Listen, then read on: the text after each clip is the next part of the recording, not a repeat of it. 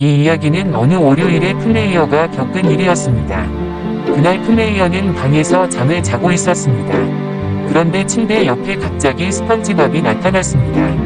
원래 스펀지밥은 만화 속에만 존재해야 했지만 눈앞에 실제로 나타나 있었기 때문에 도저히 말이 되지 않았습니다.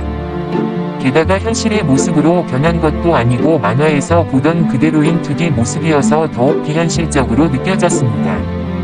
플레이어는 어렸을 때까지만 해도 좋아하던 애니메이션 캐릭터가 현실에 나타나면 반갑게 달려가고 싶다고 생각했습니다. 하지만 당시 중학생이었던 플레이어에게 눈앞의 스펀지밥은 반가운 만화 캐릭터가 아니라 귀신처럼 느껴졌습니다. 플레이어는 깜짝 놀라 몸을 빠르게 일으키려고 했습니다. 그러나 가위에 눌린 것처럼 몸이 전혀 움직이지 않았습니다. 플레이어는 재빨리 눈을 감고 스펀지밥이 제발 사라지기를 기도했습니다. 그런데 잠시 후 주방에서 계란 프라이를 뒤집을 때 사용하는 구멍이 뚫린 뒤집개 같은 물건으로 몸을 맞는 느낌이 들었습니다. 그때 스펀지밥의 목소리가 들렸습니다. 죽어. 플레이어는 그 말을 듣고 스펀지밥이 계란을 뒤집는 도구로 자신을 때리고 있다는 생각이 들었습니다. 다음 날 아침, 플레이어는 전날의 일 때문에 찝찝한 기분이 들었습니다. 플레이어는 지하철을 타려고 했지만 마침 새로운 스펀지밥 극장판이 개봉할 예정이었습니다. 그래서 지하철역의 광고판 곳곳에는 스펀지밥 그림이 붙어있을 가능성이 컸습니다. 플레이어는 광고 속 스펀지밥을 보기만 해도 전날 밤의 일이 떠오를 것 같았습니다. 결국 플레이어는 지하철을 타지 못하고 서둘러 집으로 도망치듯 돌아갔습니다. 집에 도착한 뒤에는 유튜브를 보려고 했습니다. 그러나 유튜브에서도 스펀지밥 극장판 예고편이나 광고가 나타날 것 같았습니다. 플레이어는 돈이 아깝다고 생각했지만 광고를 피하기 위해 어쩔 수 없이 유튜브 프리미엄을 결제해야겠다고 생각했습니다.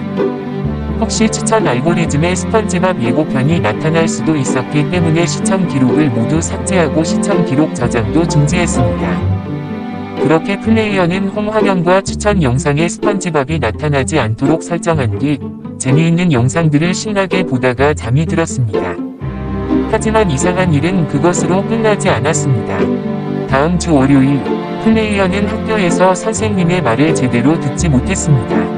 그러자 선생님은 플레이어에게 매우 심한 벌을 내렸습니다. 넌 오늘 집에 못 가. 내일 수업을 잘하면 그때 집에 보내줄게. 플레이어는 그 말을 듣고 당황해 물었습니다. 왜 제가 선생님 집에 가야 해요? 선생님은 학생이 잘못하면 선생님의 집에서 자야 한다고 말했습니다. 플레이어는 이 학교가 이상하다는 생각이 들어 재빨리 학교 밖으로 도망치려고 했습니다.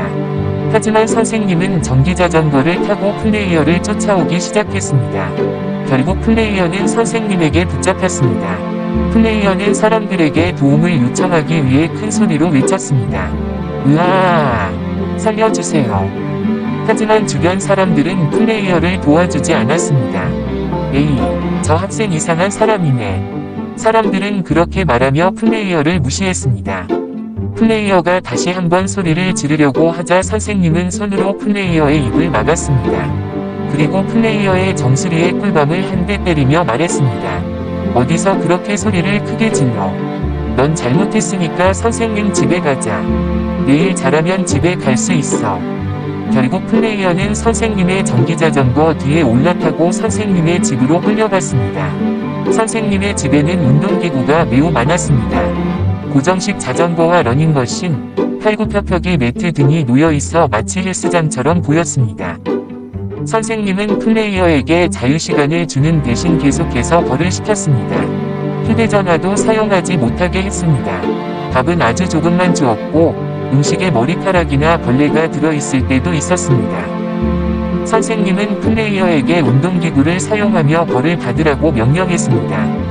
플레이어는 어쩔 수 없이 여러 운동기구를 사용하며 운동했습니다.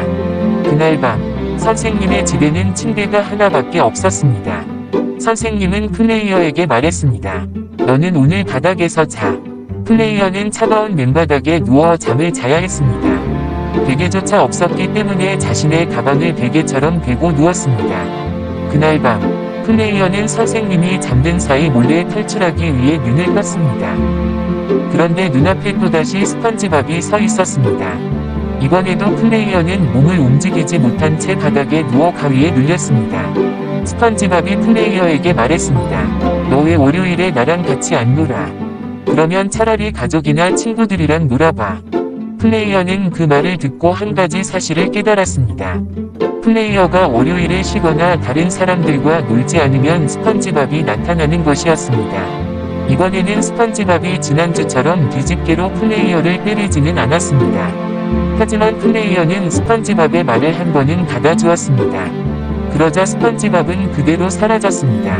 플레이어는 선생님이 자는 동안 살금살금 자리에서 일어났습니다.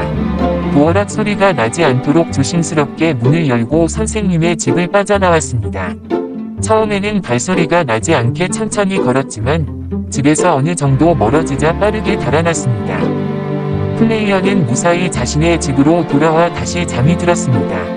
그날 이후 플레이어는 월요일마다 다른 사람들과 함께 놀았습니다. 사람들과 즐겁게 시간을 보내서인지 스펀지밥은 더 이상 플레이어 앞에 나타나지 않았습니다. 플레이어는 학교 생활도 최대한 잘하려고 노력했습니다. 다른 요일에는 가끔 선생님의 집으로 가는 벌을 받기도 했지만 적어도 월요일만큼은 그런 벌을 받지 않도록 더욱 조심했습니다. 플레이어는 어렸을 때 스펀지밥 애니메이션에서 보았던 월요일 좋아라는 노래도 떠올렸습니다. 알고 보니 스펀지밥은 정말로 월요일을 좋아하고 있었습니다. 스펀지밥은 플레이어에게 가족이나 친구와 함께 놀라고 말해 주었기 때문에 천사나 친구처럼 느껴지기도 했습니다. 하지만 처음 나타났던 날에는 뒤집개를 들고 플레이어를 때리며 무서운 말을 했습니다. 그래서 플레이어에게 스펀지밥은 친구 같으면서도 한편으로는 악마 같은 이상하고 두려운 존재로 남았습니다. 끝.